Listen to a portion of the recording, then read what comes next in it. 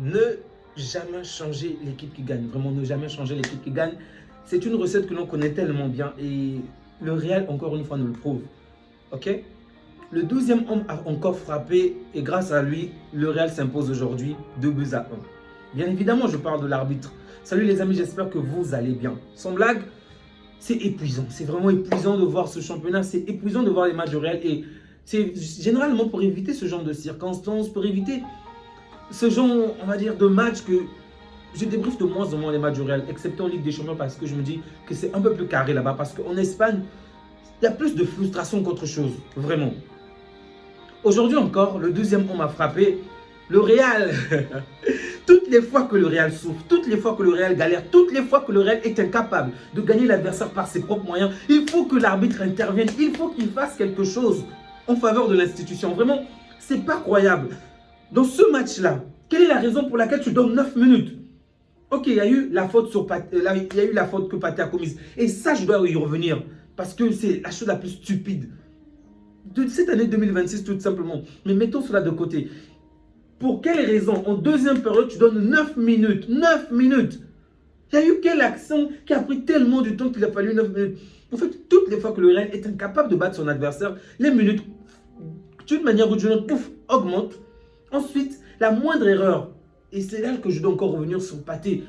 Quand on joue contre le Real, tu peux commettre cette faute contre le Barça, l'Atlético, Bilbao. Fais-le contre n'importe quelle équipe. Mais surtout lorsque tu joues contre le Real et que le match est serré. La première consigne des autres équipes doit être ne jamais toucher un joueur du Real, ne jamais commettre la moindre erreur. Je suis d'accord pour le carton rouge qu'il obtient, ok? Ça ne pose aucun souci. Mais comme il est stupide, parce que comment tu peux faire ce genre de choses contre le Real? Ton équipe est sur une très bonne lancée, ton équipe est en train de dominer, va pratiquement reprendre le dessus pour gagner le match et tu te permets de commettre une telle erreur Pathé Cissé en milieu du terrain alors qu'il n'y a aucun danger. Pourquoi tu le fais? Pourquoi? L'adversaire n'a même pas de danger, l'adversaire est... Il n'arrive plus. Sans Courtois, le Real aurait déjà coulé. Ton équipe a de l'avance, du moins, a une certaine ascendance sur le terrain. Et tu te permets de commettre une erreur aussi stupide. Mince. Putain. En fait, dès que je l'ai vu sortir, j'ai dit, si son équipe perd, ça sera forcément de sa faute. Oui, le penalty va encore intervenir, mais regardez, une fois qu'ils prennent un carton rouge, ils vont jouer le bloc défensif, ils vont attendre jusqu'à la fin du match, mais ils ne peuvent rien. L'adversaire est devenu supérieur numériquement. Punaise. Et cet arbitre a profité de cette petite situation pour donner 9 minutes. 9 minutes. Mais qu'est-ce qu'il y a eu en seconde période pour nous donner 9 minutes de match? Sincèrement, je me suis dit, mais ce sont des prolongations ou quoi? 9 minutes, mec. Et c'est pas tout, c'est pas tout. Le Real étant impuissant, le Real ne parvenant pas à marquer pendant les 9 minutes, qu'est-ce qui va se passer à la moindre petite faute? Quand on joue contre le Real, il ne faut même pas toucher, il ne faut même pas coller l'adversaire. Il ne faut même pas. Il a attendu le moindre fait de jeu. Penalty en faveur de Real Madrid. Qui ne connaît pas ce scénario? Qui ne connaît pas le scénario où on voit toujours Mbappé tirer le penalty? Lorsqu'on pense à un match du Real, quelle est la première idée qui nous vient en tête? Depuis la saison dernière, Mbappé devant le gardien adverse, c'est toujours la même image, encore et encore. Ce n'est pas parce que c'est la meilleure équipe, ce n'est pas parce que l'équipe est la plus offensive. Rendez-vous compte que l'adversaire avait plus de tirs, plus d'occasions dangereuses, plus de danger que le Real. Punaise! Oh, vraiment. Bref. Ailleurs, on peut voir des actions où on aurait pu siffler en faveur de l'adversaire, mais pas de souci, il ne siffle pas.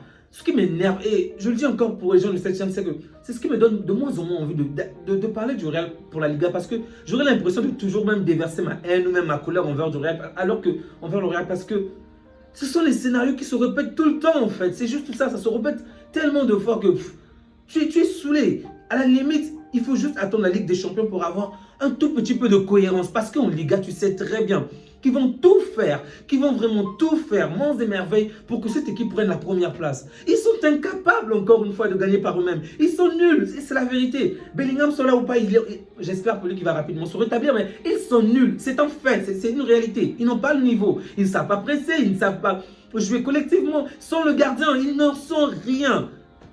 Ils ont un attaquant qui marque généralement bien et un bon gardien. Bravo. Le reste, ils ne sont pas à la hauteur.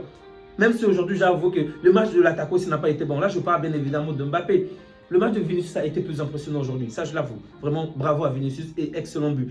Mais généralement, c'est Mbappé et Courtois. Le reste sont inexistants. Aujourd'hui encore, ils nous ont prouvé de quelle manière, par eux-mêmes, par leurs propres armes, ils ne peuvent pas. Alors, pourquoi commettre une erreur contre le Real?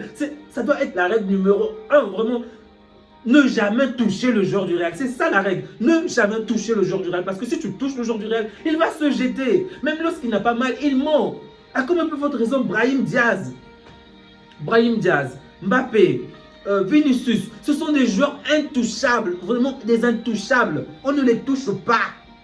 Dès qu'ils s'approchent de toi, tu fermes les yeux, tu ne sais pas, tu fais quelque chose, mais tu ne touches pas ces joueurs-là. Parce que l'arbitre va toujours siffler en faveur du Real.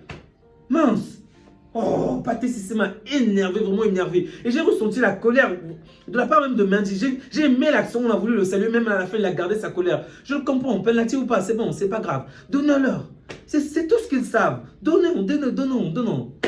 Mince. Et ce que j'aime avec la chose, c'est que à la fin, qui a été nommé homme du match, de Frutos, n'est-ce pas?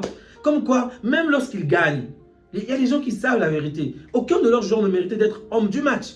Pourquoi on a donné à l'équipe qui a perdu? Généralement, en Liga, on donne. Généralement, ça finit toujours, on va dire, généralement en faveur du joueur de l'équipe qui gagne, n'est-ce pas? Qui fait généralement le meilleur match.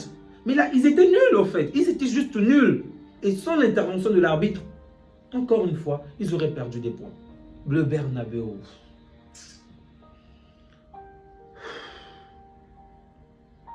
Les amis, je suis épuisé. Je suis vraiment épuisé. De voir ce genre de choses en Liga, vraiment, ça, j'en peux plus. Bref, que Dieu vous garde, prenez soin de vous ainsi que des vôtres et on se dit à bientôt. Ciao.